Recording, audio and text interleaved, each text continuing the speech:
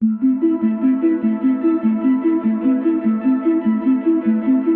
कोई चीज सिर्फ इसलिए गैर कानूनी होनी चाहिए क्योंकि वो नैतिक रूप से गलत लगती है?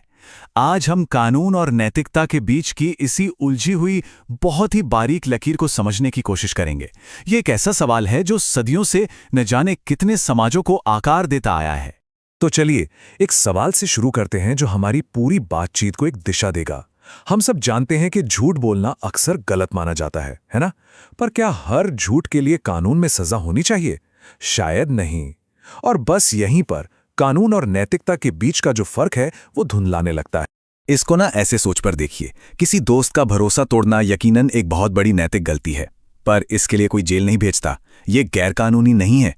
वहीं दूसरी तरफ गलत जगह गाड़ी पार्क करने पर चालान कट जाता है, ये एक कानूनी मसला है। पर क्या इसका नैतिकता से कोई सीधा लेना देना है? शायद नहीं। और बस यही इस पूरी बहस का दिल है। तो ये हमें इस बड़ी बहस के पहले खेमे की तरफ ले जाता है, एक ऐसी विचारधारा जिसे हम कानूनी प्रत्यक्षवाद या लीगल पॉजिटिविज्म कहते हैं। और ये विचारधारा मानती है कि कानून और नैतिकता को बिल्कुल दो अलग अलग खानों में रखना चाहिए। 19वीं सदी के एक बहुत बड़े कानूनी दार्शनिक थे जॉन ऑस्टिन। उन्होंने इस पूरे विचार को अपने इस एक मशहूर वाक्य में कह सकते हैं कि निचोड़ कर रख दिया था।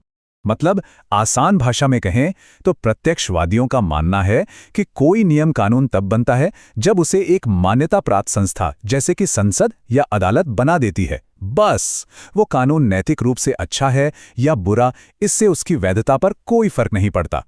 तो सबसे जरूरी बात यह है कि कानून का होना एक सामाजिक तथ्य है, कोई नैतिक फैसला नहीं।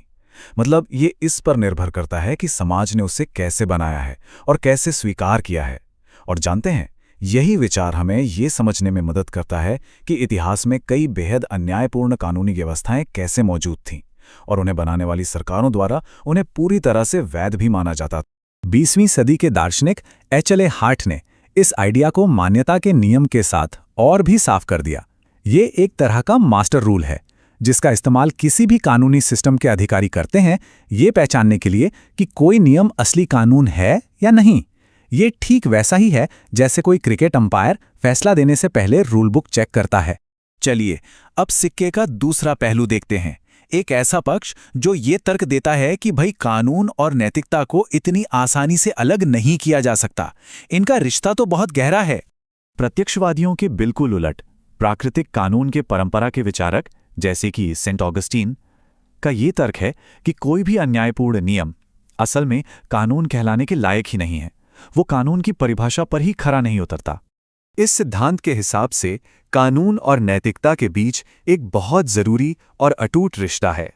नियमों का एक ऐसा सिस्टम जो अपनी बुनियाद में ही अनैतिक हो, उसे एक असली कानूनी सिस्टम माना ही नहीं जा सकता।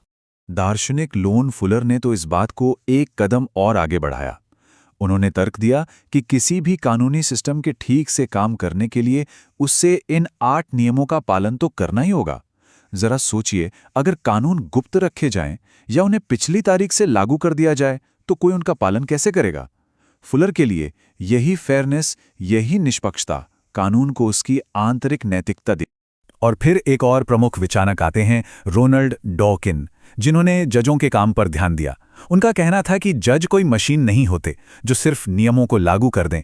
खासकर जब मुश्किल केस आते हैं तो सही फैसले तक पहुंचने के लिए उन्हें कानून की व्याख्या नैतिक सिद्धांतों के आधार पर ही करनी पड़ती है। लेकिन ये बहस सिर्फ किताबी फलसफा नहीं है। हम असल दुनिया में भी नैतिकता को कानून को सीधे सीधे आकार देते हुए देखते हैं, और ये होता है एक चीज के जरिए जिसे हम प्रथागत कानून या कस्टमरी लॉ कहते हैं। बहुत सी जगहों पर किसी समाज के बिना लिखे नियम और नैतिक परंपराएं इतनी गहरी और मजबूत होती हैं कि उन्हें औपचारिक रूप से कानून का दर्जा दिया जाता है और उन्हें लागू भी किया जाता है।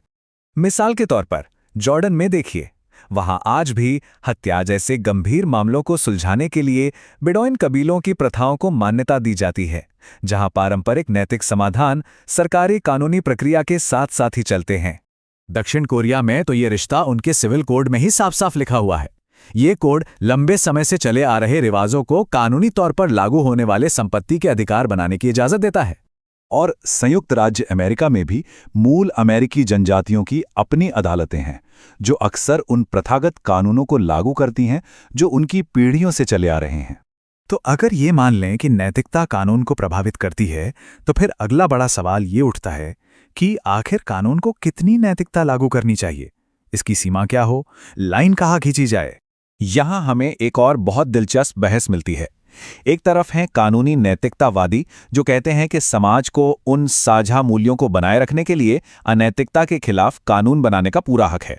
वहीं दूसरी ओर हैं हानि सिद्धांत के समर्थक, जिनमें सबसे मशहूर नाम है जॉन स्टुअर्ट मिल का।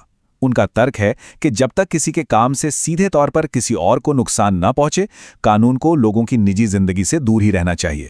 और ये टेबल तो कमाल की है। ये दिखाती है कि हानि सिद्धांत के खेमे में भी कितने गहरे मतभेद हैं। जरा ध्यान दीजिए। मिल का मानना था कि कानून को सिर्फ तभी दखल देना चाहिए जब किसी को शारीरिक या आर्थिक नुकसान पहुंच रहा हो, लेकिन फाइनबर्ग जैसे विचारकों ने कहा कि किसी की भावनाओं को गंभीर रूप से ठेस पहुंचाना भी कानून के हस्तक्षेप के लिए काफी हो सकता है। इससे पता चलता है कि ये रेखा खींचना कितना मुश्किल काम है।